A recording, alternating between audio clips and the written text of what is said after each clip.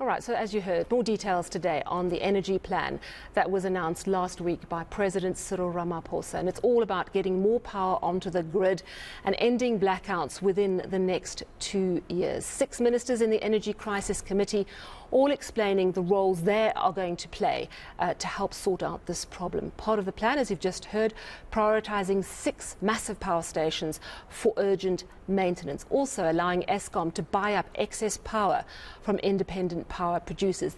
That, of course, requires the buy-in of the energy minister. So there's lots to do.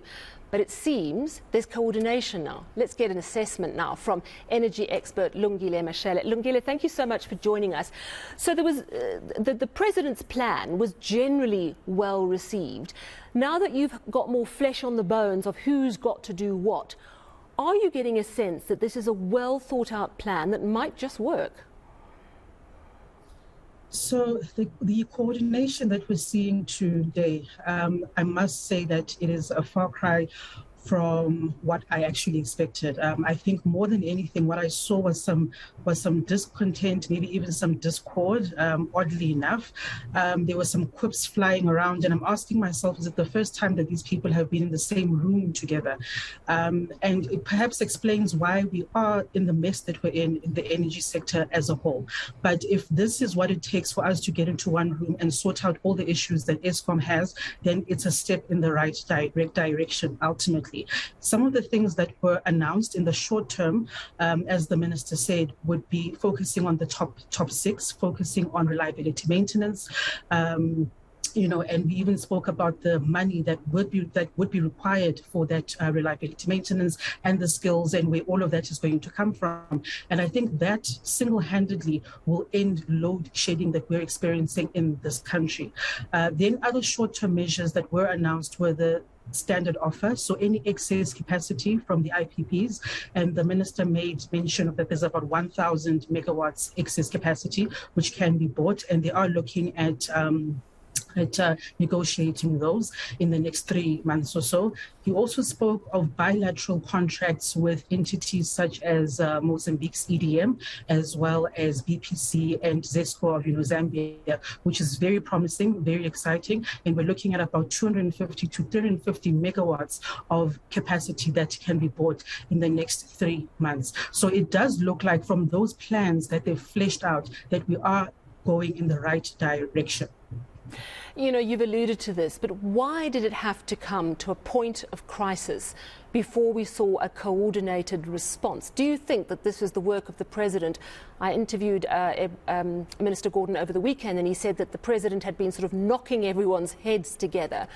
Do you think this is because the president has perhaps said, you have to work together and I need you all to be on the same page? I mean, why did it have to come to a point of crisis before we saw this type of coordination? I definitely think that that is what happened, that the president had to force this on them. Listening to the speeches earlier on that they gave and their various talks, it was disheartening to hear them say, oh, now we have a sense of urgency and now we are being pushed in this direction and when we're being pushed to make decisions. And I was looking at this and I'm like, are we the only people who experience load shedding in this country? Because it should have been an emergency some 15 odd years ago. And it should have been an emergency every year after that. So for this impetus to come now and for these ministers to sit in one room in an emergency 50 years later, it just baffles the mind truly, because it impacts on 59 million people. And it almost feels like we are not important, and we only became important once we hit stage 6, load shedding. I want to speak to you about the Energy Minister, Gwede Mantashe. First of all, Pravin Gordhan said he's going to have to sign off on that excess power being allowed to be fed to Eskom from those independent power suppliers. He has in the past been accused of resisting some of the changes, particularly around renewables, concerned about protection of the coal industry. Did you get a sense from what he said today that he's fully on board as well?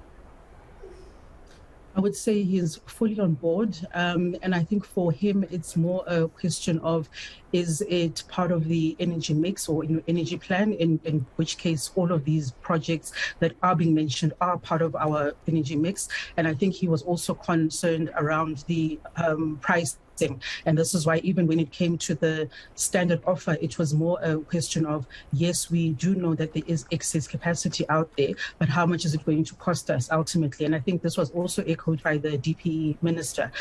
So it just boils down to costs and whether we can afford it or not.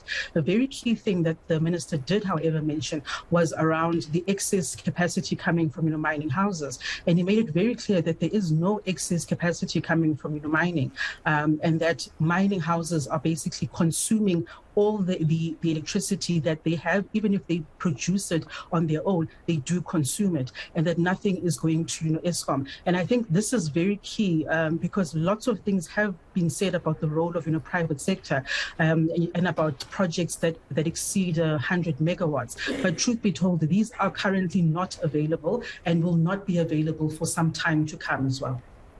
Anything that you felt should have been done differently, or anything that you were looking for that you didn't see in today's briefing?